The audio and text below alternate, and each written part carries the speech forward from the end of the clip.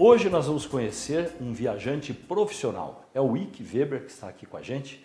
O Ike é jornalista, executivo de comunicação, foi aqui responsável pela comunicação da Federação das Indústrias do Paraná, também trabalhou em Santa Catarina, na Embraco, na Fundação Tupi, na TV Globo de Minas Gerais, do Paraná também. Vários jornais durante toda essa trajetória. Hoje está na função de relações institucionais da Fundação Boticário.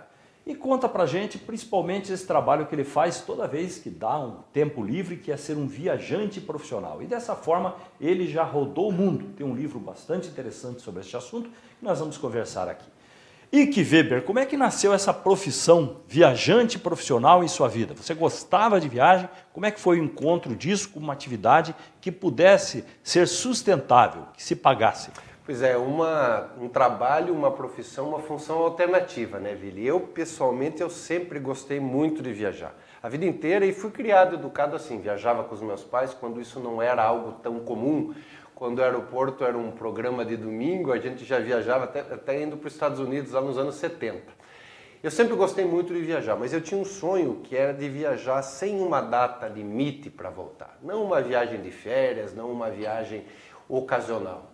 E eu fui trabalhando, me formando, deixando a vida passar e sempre alimentando esse sonho que era um sonho de criança. Chegou um momento da minha vida, eu falei, puxa vida, se eu não der um tempo, não fizer uma interrupção para realizar esse sonho, daqui a pouco eu me aposento e não viajei de longo prazo, que era o objetivo. Então o que eu decidi?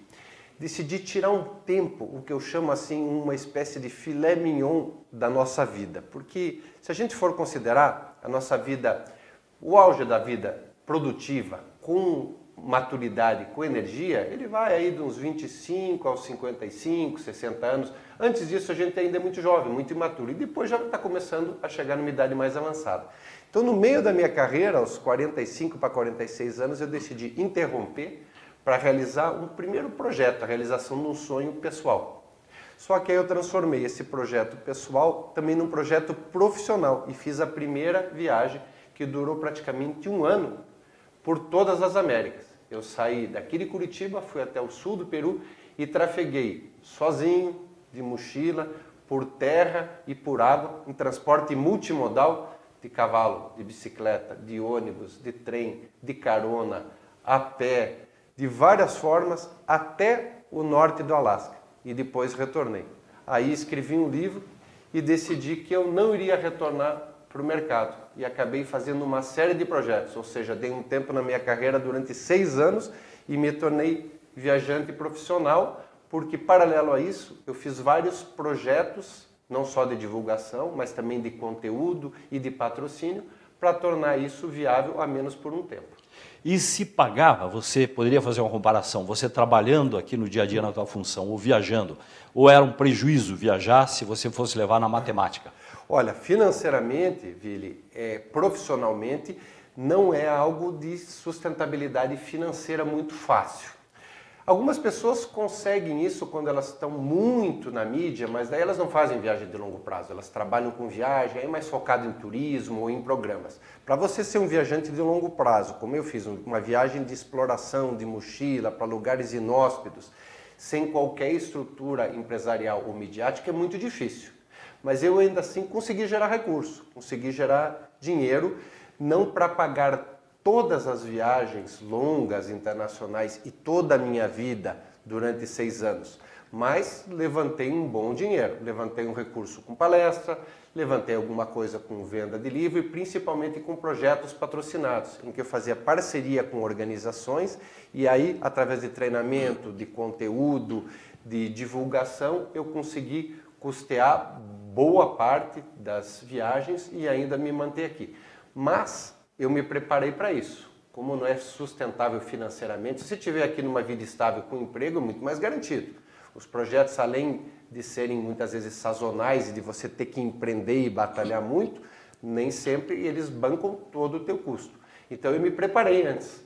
Eu, como já estava no mercado, já era diretor de uma grande organização na área de comunicação, eu poupei e economizei durante muitos anos e usei parte desse recurso para bancar esse período de vida em que foi a realização de um projeto, de um sonho pessoal e de projeto profissional também. A primeira coisa que qualquer pessoa da família ia dizer, e você deve ter ouvido, é que isso é loucura. Você tem família, você é casado, você tem agora criança nova em casa, e a pessoa vai dizer para você, puxa, mas você vai sair por aí sem nada, só com uma mochila. E você não sabe onde vai parar, vai atravessar, aqui no caso a América, e depois você foi para a Europa e outras viagens também, para lugares que ninguém vai. Como é que era isso dentro da sua cabeça, na questão da responsabilidade? Eu tenho que voltar vivo. Primeiro para traçar aí um panorama, um cenário, para quem está aí nos assistindo, eu sempre busquei lugares inóspitos, né? Eu já tinha ido de férias para Miami, para Paris, para Inglaterra, né? Conhecido parte dos Estados Unidos, na Europa e até o Egito, mas eu foquei nas viagens de longo prazo, lugares pouco conhecidos ou de difícil acesso, então esse é um aspecto, né? Agora, minha recém e última viagem, que eu voltei no final do ano, no Natal do ano passado, eu tive no leste europeu, e não o leste europeu glamour, como as pessoas falam, fui para a Polônia, que é o leste europeu. Não, o leste europeu raiz. Eu tive na Polônia, é maravilhoso, mas eu fui para lugares como Transnistria, que é um país independente que ninguém ouviu falar. Eu fui para o norte da Romênia, que não tem visitação quase nenhuma de brasileiro. Eu fui para Moldávia, fui para Bielorrússia, por exemplo, e antes disso, para vários lugares da Ásia, incluindo a própria Coreia do Norte, na época que os Estados Unidos estavam para declarar uma guerra com a Coreia do Norte. Então isso, entre vários outros lugares, é para traçar um cenário, um panorama. Isso podia parecer loucura e parecia para muitas pessoas, né? Você viajar sozinho de longo prazo e tendo uma estrutura aqui, tendo uma família aqui e até tendo uma remuneração e um emprego de alta visibilidade aqui, largar tudo isso. Então, por um lado, pode parecer loucura a viagem, mas eu acho que a loucura maior foi a transição de vida. Largar todo um processo estabelecido, um conforto, uma comodidade, uma visibilidade, um salário alto garantido para passar com a insegurança e incerteza de um viajante. Além de me expor nas viagens, mas no retorno. Porque o mais difícil não é a viagem, é a volta. Quando você volta com a cabeça mudada, um ano fora significa 10 anos, se você for considerar. Se eu fosse fazer uma viagem de um ano fora, pega uma pessoa que faz uma viagem de um mês por ano em férias, estou falando de 10, 12 anos. Então, muita coisa acontece. E quando volta que vem o grande choque. Você vê aqui as mesmas coisas, os amigos, os conhecidos na mesma situação, o panorama político e empresarial da mesma forma, porque as coisas não mudam tão rápido em um ano. Mas quando você está viajando, muda muito. Então, esse choque é a maior loucura. A adaptação e depois a continuidade, a manutenção, a sobrevivência, o resgate familiar e financeiro enquanto você está aqui e a preparação para uma nova viagem. Essa foi o maior desafio, a maior dificuldade. E realmente essa é uma loucura, porque 6 anos assim, nos quais eu fiz 4 expedições de longo prazo pelo mundo, sempre tendo que me adaptar e me readaptar, é difícil. É algo que eu não recomendo. Primeiro você tem que ter o perfil para viajar, mas o perfil para esse tipo de vida é muito difícil. Eu mesmo sofri consequências, não é tudo uma maravilha. Tive problemas familiares, dificuldade no casamento, tive problemas mesmo pessoais para me adaptar, é um esforço. Então essa é a grande loucura e a dificuldade que está embutido nisso, porque quando fala viajar todo mundo diz, que maravilha, porque as pessoas pensam assistindo grandes espetáculos em Nova York, ou numa praia no Caribe, num hotel 5 estrelas. Então a viagem de longo prazo não é assim e o retorno não é assim. Mas seu tipo de viagem é diferente, porque não é uma viagem turística, não é hotel. Você está com uma mochila e você está indo em lugares que as outras pessoas não vão. Tua visão de mundo é diferente e até mais pesada, porque o risco também é maior. Você está ali solto, está sozinho. Exatamente. E isso tem uma série de benefícios, uma série de curiosidades, um aprendizado muito mais profundo, sem dúvida nenhuma, e muito mais sacrifício. Primeiro, uma natureza de viagem que ela tem que ser econômica, barato. Ninguém fica viajando um ano como se fosse uma viagem de 15 dias de férias, em que você pega um salário, pega uma economia e vai lá, de certa forma, esbanja, comendo em restaurantes, ficando em hotel. Não. Eu, para ficar um ano viajando, faço as contas. Você tem que ficar num albergue, dividindo um quarto com 6, 4, 12 pessoas, 2, 3 roncando. Tem que comer comida de rua, de supermercado, de restaurantes normais de dia a dia, mais simples. Tem que me deslocar de transporte coletivo, andar muito, carregar pouca coisa, enfim, é uma viagem de sacrifício. Mas é de muita profundidade. Eu vou dar um exemplo, são N exemplos, mas vou dar um exemplo. A China. Está cheio de empresário que vai para a China. E cheio de empresário ou de pessoas que dizem, eu conheço muito a China, vou todo ano para a China. Onde é que essas pessoas vão? Para Beijing, que é Pequim, né, a capital, e grandes centros, onde tem feiras internacionais, onde tem negócios, não se limita a isso. Eu agora mesmo tenho uma conhecida de trabalho e falo, vou passar 10 dias na China. A China é um mundo, é um universo em todos os sentidos.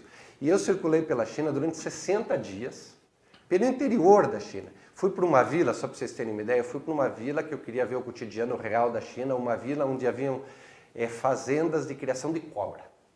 Então só aí já é uma coisa completamente diferente. Cobra para quê? Cobra para gastronomia e para medicina. Então eu fui é uma espécie de zoológico, mas são fazendas onde tem canteiros com inúmeras, centenas de cobras, que eles alimentam e criam ali. E dali eles extraem de tudo, até o veneno, e a pele, e componentes da cobra, e isso serve para uso medicinal ou serve para gastronomia. A gente sabe que a Ásia e o Oriente é muito famoso em uso medicinal alternativo e também comida alternativa, tem de tudo. E eu estive nessa vila. E nessa vila absolutamente ninguém falava inglês.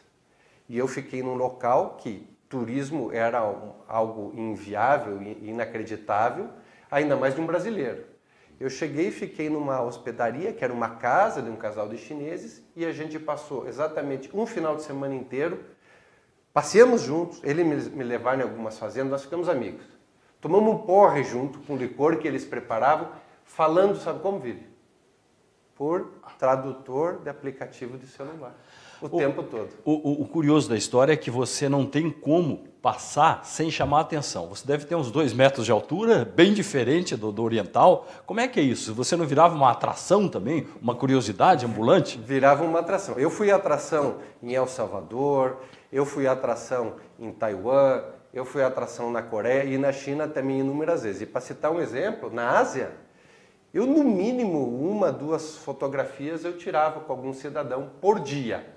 Porque as pessoas me paravam, me viam, e eu ainda com uma barba longa, cabelo comprido, como se disse, quase 2 metros de altura, mochila, era uma atração, as pessoas paravam para tirar foto. E uma vez, lá também, pelo interior da China, por lugares absolutamente inóspitos, num vilarejo rústico, um sujeito parou o carro, no meio da estrada, era uma estrada que passava, ele parou o carro, veio na minha direção, falei, o que será que está acontecendo agora? Desceu ele e a esposa, e ele largou o carro no meio da estrada, para tirar uma foto comigo. Pediu para a mulher tirar uma foto, se abraçou e tirou uma foto comigo. Então, de fato, eu virava assim uma atração por todas as características, por ser um viajante, ser solitário, estar de mochila, ter um porte físico diferente, ser um visitante estrangeiro num lugar que eles nunca tinham visto pessoas assim, que vivem no seu cotidiano. Então, dessa forma de viagem, é mais interessante, é mais lúdico e você, de fato, conhece a cultura local. Beijing é extraordinário, Nova York é fantástico, mas isso não é a realidade de cada um dos países, só para citar 2 exemplos.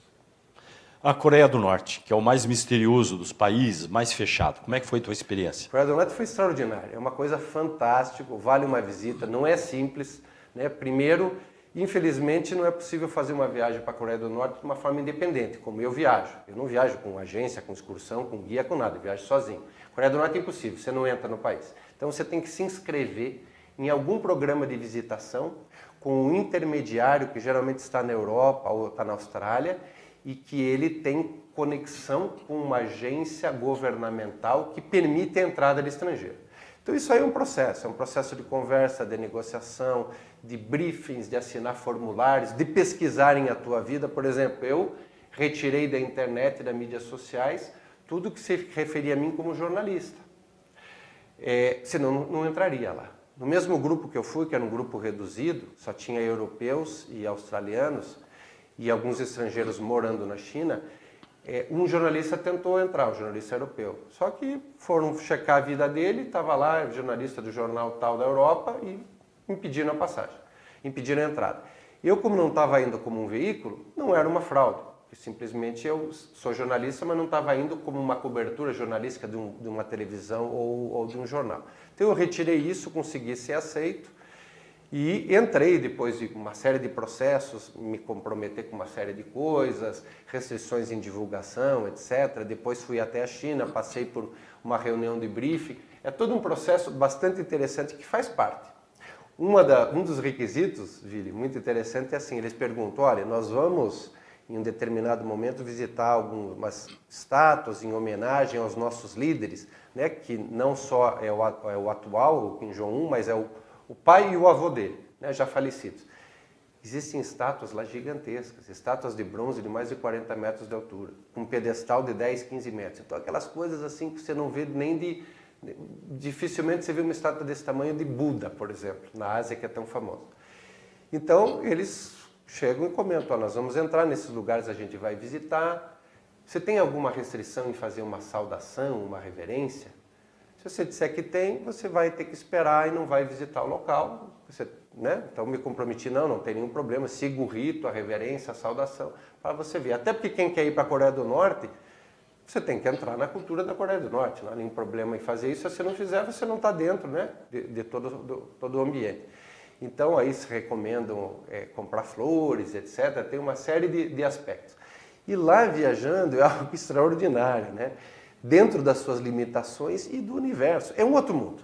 É como voltar no tempo, dentro de um período como stalinista, aquele período de um comunismo mais fechado? É voltar no tempo. Eu tive 3 experiências nessas viagens do voltar no tempo. Uma foi na China, em galerias que eu andei em algumas cidades em que se via telas gigantes de Mao Tse-tung.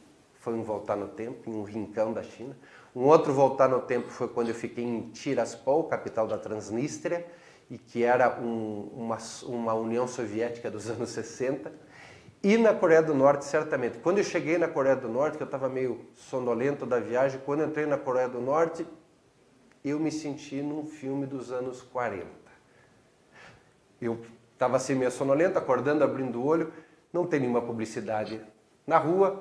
Eu saí da China, que era aquele neon, aquela publicidade efusiva, no país comunista mais capitalista do mundo, que é a China, e entrei na Coreia do Norte vendo um nada de publicidade, as pessoas com aqueles trajes semelhantes, é assim, né, num tom escuro, andando de bicicleta.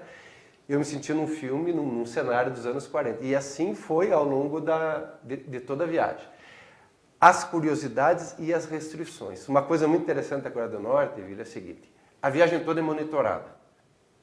Você não atravessa a rua sozinho. Sempre tem um guia oficial perto de você? 3 guias. 3? Eu tinha num grupo, era um grupo de em torno de 15 pessoas, eu tinha 2 guias norte-coreanos, um guia australiano, que é o intermediário que fez o trâmite, e mais uma estagiária de guia, na verdade, então eram 4. Todo o tempo junto, eles acompanham, eles briefam, eles orientam, eles dizem onde você pode fotografar. É um mito que não pode fotografar, a gente fotografa bastante, mas em alguns lugares não pode, é proibido. Eles orientam isso. Você não pode sair sozinho, por exemplo, pela cidade? Não, eu ficava para trás do grupo, olhando alguma coisa, tirando alguma foto. Quando eu olhava, eu já tinha um guia no meu ombro. Olha, vamos mais para cá, vamos seguir o grupo. Olha, quem sabe você fotografa mais para lá. Sempre uma orientação, você não atravessa a rua sozinho. E no hotel que a gente ficou, um hotel ali é um hotel, não é albergue, é obrigatório, um hotel exclusivamente para estrangeiros. E existe uma orientação. Do 3º ao 13º andar, por exemplo, você não pode descer. Eles dizem, olha, você está hospedado no 15º andar, por exemplo. Não desça em andares que não for o seu. E no 3º ao 13º andar não está autorizado andar, nem subir, nem pela escada. A Coreia é a seguinte: se você seguir as regras, você faz uma viagem maravilhosa, em parte curiosa e real, em parte fake, montada. Aí que está um grande aspecto bizarro e curioso, você desvendar o que é montado, para mostrar para o viajante internacional e o que é a verdadeira. Mas o que eu quero comentar agora é assim, ela pode ser uma viagem maravilhosa ou terrível. Se você seguir as regras, que são muitas, você vai ter uma experiência incrível. Se você não seguir as regras, você pode ser preso.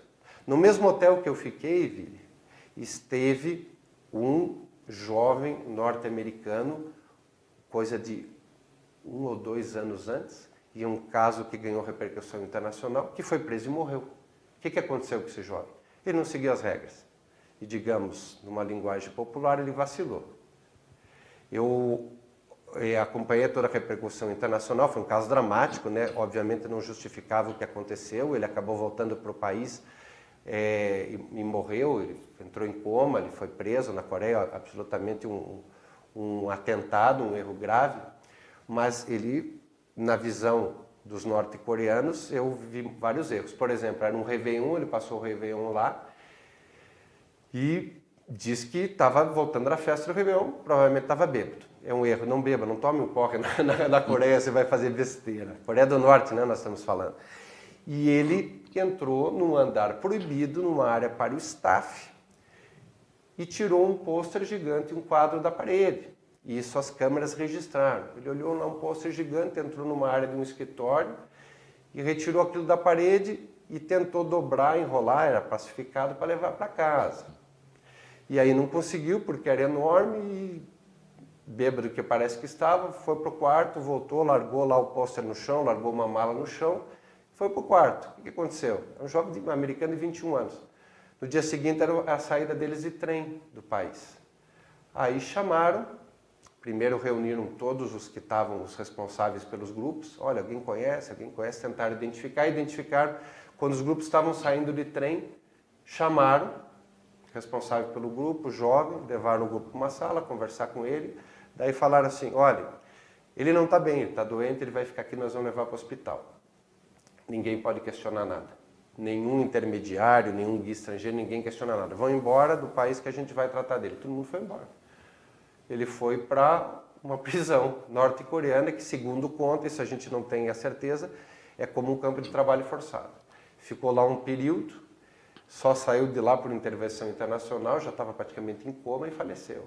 Uma tragédia. Mas, ao que tudo indica, e eu acredito, ele cometeu deslizes que não pode cometer. Então pode ser uma viagem trágica para a Coreia do Norte, ou uma viagem fascinante se você seguir as regras. Ike, a questão humana. O homem é semelhante em todas as partes do mundo, com tantas culturas diferentes. Onde você esteve, por onde você andou, você viu semelhanças? Tem alguma coisa, mesmo que você não entenda a língua, de humanidade que tenha uma conexão com as pessoas? Olha, Vila, é curiosa e interessante a tua pergunta, né? Vamos tentar ver por aspectos sociais, para não aprofundar muito no aspecto sociológico ou psicológico, mas em aspectos sociais há algumas semelhanças ruins, eu diria. Por exemplo, o mundo de fato é muito movido pelo dinheiro, né? Quando a gente vai para a comunidade, mais do que o poder, né? O poder é muito nessa esfera empresarial, política que a gente conhece, esse dia a dia que eu sempre trabalhei, que você sempre trabalhou e tal. Mas você vai para a comunidade, esse senso de poder ele já diminui. Mas o dinheiro não tem jeito.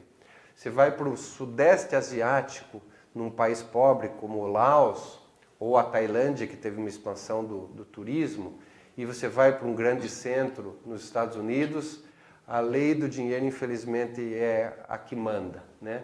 Então, as pessoas estão muito obcecadas por isso. É claro que as características comportamentais mudam e isso são suavizados. Por exemplo, o dinheiro na Europa, com um povo mais fechado, mais rigoroso, como o alemão, é mais difícil. Mais voltado para uma escala social como os Estados Unidos, não é tão agradável.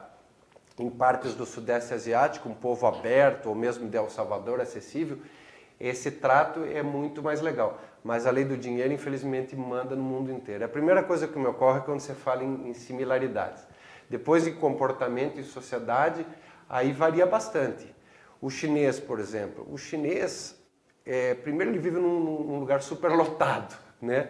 Então, o cotidiano, os hábitos, a educação da massa, ele é precário. Então, as pessoas se empurram, não respeitam fila, é um pouco agressivo. Mas quando você se aproxima e consegue uma comunicação, ou fica amigo do chinês, como eu tenho um grande amigo lá, e viajei por 15 dias lá e depois retornei para a China, fiquei hospedado na casa dos avós, dos pais deles, é fascinante, eles são povos muito amigos que valorizam muito a amizade. Então isso é muito bacana. O mexicano eu acho que é um exemplo de um equilíbrio, e aí vou comparar.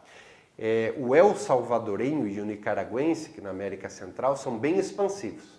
São mais expansivos que o brasileiro, né? Só que às vezes a expansividade é tanta que eles chegam a invadir o teu espaço, a tua privacidade, a tua intimidade. Chega a ser demais, isso sem ter nenhum conhecimento. Então é um exagero de expansividade. O mexicano já não. O mexicano ele tem expansividade com respeito. Então eu acho que é um ideal de equilíbrio, se eu fosse considerar agora já saindo da Ásia e trazendo para para a América Latina, né? Eu acho que é um exemplo de equilíbrio de amizade, com expansividade e com respeito. Gosto muito do povo mexicano. O que você encontrou de diferente? Porque sempre tem umas coisas marcantes que a gente traz na memória, momentos, imagens, paisagens. O que foi para você marcante? Porque você fez já 4 expedições, né? Só relembrando, pela América toda?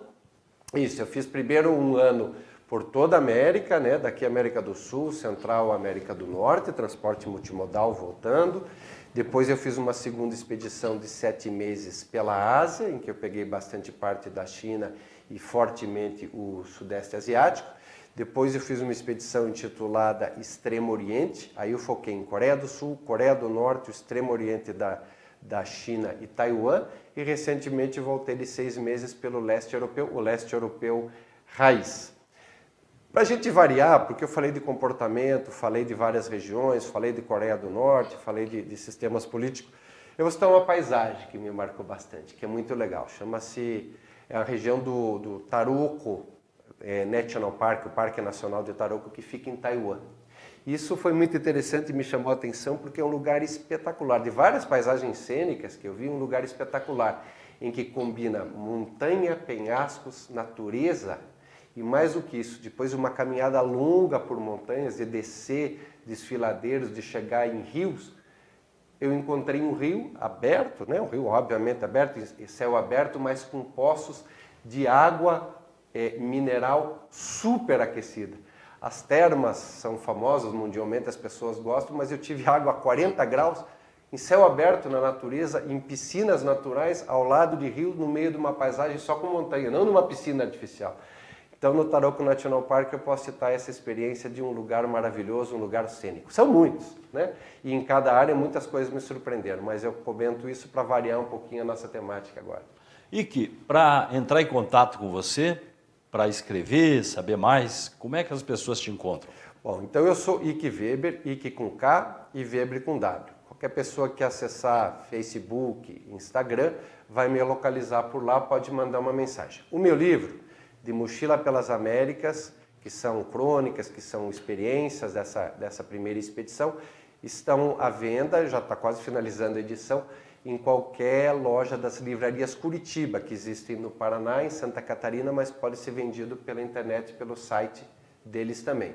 Então, dessas duas formas, eu fico à disposição. Eu estava com blog em veículos de circulação regional, estava com site, mas agora eu foquei mais em mídias sociais, como no momento eu voltei ao mercado de trabalho e não estou viajando, eu desativei momentaneamente o blog. Depois, futuramente, agora eu estou com filha pequena, como você disse, né? Era um retorno ao mercado de trabalho que eu gostaria de fazer ainda por mais um período, então eu estou fazendo, então o meu contato é mais esse. Futuramente eu vou voltar em expedições com novas plataformas também, dependendo de algum período. E devo lançar com calma, sem pressa, um livro só de histórias de viagem, aí contando de vários países. Mas esse é um projeto que vamos ver no futuro. Agora a gente tem o livro, Livrarias Curitiba, Ike Weber, em mídias sociais, Instagram e Facebook, a gente pode manter o contato, vai ser um grande prazer. Um e-mail fácil? Tem um e-mail fácil, ike.weber, ike.weber@gmail.com. Obrigado, Ike, pela conversa aqui com a gente. Gostei muito da entrevista e foi bem diferente, Vili, porque a gente abordou aspectos que eu não tinha abordado em outras conversas aqui. Achei muito bom. Valeu então a conversa. Valeu. Muito obrigado. Obrigado a você que ficou com a gente. Para entrar em contato, para escrever, use o nosso site memoriabrasileira.com.br. memoriabrasileira.com.br. Muito obrigado por ter ficado com a gente.